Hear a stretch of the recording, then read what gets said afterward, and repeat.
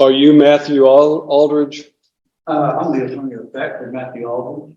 You were what? The attorney of fact. Attorney what? Of fact. Attorney of fact. And what does that mean? You know, his authorization to do legal representation. Are you a licensed attorney? No, I'm simply an attorney of fact. Okay. And does that mean you have a power of attorney? What is your name? What is your name? Today's court session is nothing short of astonishing. On paper, the defendant is listed as Matthew Aldridge, but the man at the podium insists he doesn't have a legal name and instead calls himself an attorney of fact, which, to be clear, isn't a recognized role in any court of law. This is a common tactic among sovereign citizens, who often argue that the legal system has no authority over them, even though courts have jurisdiction over anyone within their boundaries, period. From the very beginning, the judge doesn't give this theory a single ounce of credibility, cutting through the claims with firm, direct responses. The tension builds as Aldridge tries to defend his position, only to stumble against the judge's clear grasp of the law. What makes this moment particularly gripping is how decisively the judge shuts him down, leaving no doubt about who is in control of the courtroom. By the end, the exchange feels less like a debate and more like a lesson in how real justice operates when faced with imaginary arguments. My name? Yes, sir. I don't have. You don't have a name? Pardon? I'm the attorney of fact for the respondent mayor. Well, let me explain to you. Only an attorney at law can stand in court and represent a criminal defendant. And to do so otherwise violates the criminal law statutes of the state of Tennessee and could land someone who attempts to represent themselves as an attorney at law in serious trouble. I understand what you're saying. I understand you're saying an attorney in fact. And what I want you to understand is that if you have a power of attorney, then you need to demonstrate that power of attorney. Do you have a legal document called a power of attorney? No, I do not at this time. Okay. Then you don't have any authority to act on behalf of Matthew Aldridge in this court. You have no legal authority, nor do you have any authority through a legal document to represent or to act on behalf of Matthew Aldridge. Why don't the court just let me file this document? Show it to the bailiff and he'll show it to me. Have a copy of it. Oh, apparently there's a copy here. Things escalate when Aldridge tries to reinforce his attorney of fact claim by presenting a document to the court, which he insists proves his right to represent the legal identity of Matthew Aldridge. What the paper actually contains is a quote from a fabricated statute that has no basis in real law. For those wondering, licensed attorneys must meet state requirements, follow professional rules, and go through years of training, not print off a self-made declaration and call it binding. Yet this kind of do-it-yourself paperwork is common in sovereign citizen circles, where people attempt to sidestep established legal systems with made-up authority. The obsession with questioning jurisdiction comes up again and again, as if simply rejecting the government's role could place someone outside its reach. The truth is simple.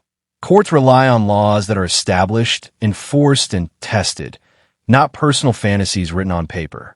Watching the judge dismiss this attempt is both frustrating and fascinating because it highlights just how determined some people are to fight against rules that have been in place for centuries. Do you think this sovereign citizen trend is actually growing, or are we just noticing it more because of viral cases like this? All right. Well, I find that Matthew Neal Aldridge has failed to appear personally in this court for the plea day on his case, which is set for trial tomorrow.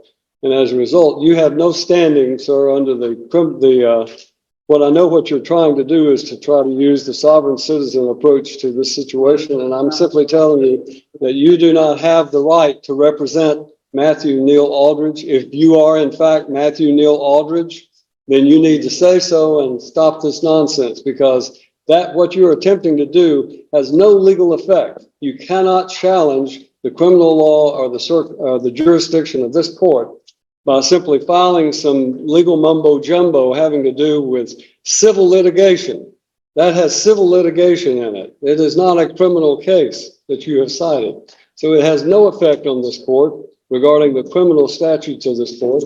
This court is empowered under the Constitution of the United States of America and the Constitution of the state of Tennessee and by the duly elected citizens of Cheatham County to empower and enforce the laws of the state of Tennessee. And that is what I'm going to do regarding Matthew Lynn Aldridge. Mr. Aldridge is set for today to appear in court personally on what we call our last plea day before his trial date tomorrow. Question. Is that an Article 3 trial? To what? Will that be an Article 3 trial? A trial by jury with jury? It would be a trial by jury. Certainly it would be. But I don't know who you are. And I don't think you have any authority if you are not Matthew Lynn Aldridge to appear before this court. And you're wasting valuable time to all of these other citizens who are here today. So when I'm talking, you stop talking. No, you will when I'm finished talking. You are wasting the court's time by doing this, and I'm just simply instructing you that if you are in fact Matthew Lynn Aldridge, then this is your last day to settle your case. The trial date is set for tomorrow, and unfortunately it will not go forward because of the fact that I have a conflict and I have to be in Stewart County on a civil matter. So we're going to assign a new trial date for Matthew Lynn Aldridge. All right. To Matthew Aldridge and the individual standing before me whose name must not be uttered. What stands out most is how the judge handles this performance with calm precision, dismantling each claim as it arises. Aldridge barely has time to push his so-called legal theories before the judge cuts them down, exposing them for what they are, empty words with no legal weight. You can almost sense that the judge has encountered this kind of argument many times before because he never looks surprised or caught off guard, just firm and slightly amused when Aldridge insists he cannot even say his own name in court. Judges are often expected to remain completely stoic, so the slight humor in his response was refreshing, yet didn't take away from his authority. From the beginning, it was obvious that he wasn't going to waste valuable court time entertaining legal theater, and the way he kept control demonstrated how quickly these arguments collapse under scrutiny. At the end of the day, the exchange reveals just how ineffective these sovereign citizen stunts really are. They don't weaken the system, they only expose the weakness of the arguments themselves. Then we will set a July 15th trial date for Mr. Aldridge. Whatever this document is that you have filed is in fact invalid because it does not cite any valid criminal statute, and therefore I'm denying whatever that might be in the way of a motion. The trial date will be July 15th. The last day for Mr. Aldridge to enter a plea or go to trial will be July the 8th. July the 8th. Now, we're going to give you a card. If you are in fact Matthew Aldridge and you're just playing games with the court regarding this nonsense that you filed, then you may get this card and you may go on about your business. If you are not Matthew Aldridge, then I would suggest to you, you relay to Mr. Aldridge that he must appear on July the 8th, or a bond revocation will take place, and his case will be will take place with him in jail, incarcerated on the 15th. That's the judgment of the court. You need to take your piece of paper and go on about your business. The sovereign citizen movement has built its reputation on the belief that people can simply opt out of the legal system. But in practice, these arguments are nothing more than misinterpretations of established law.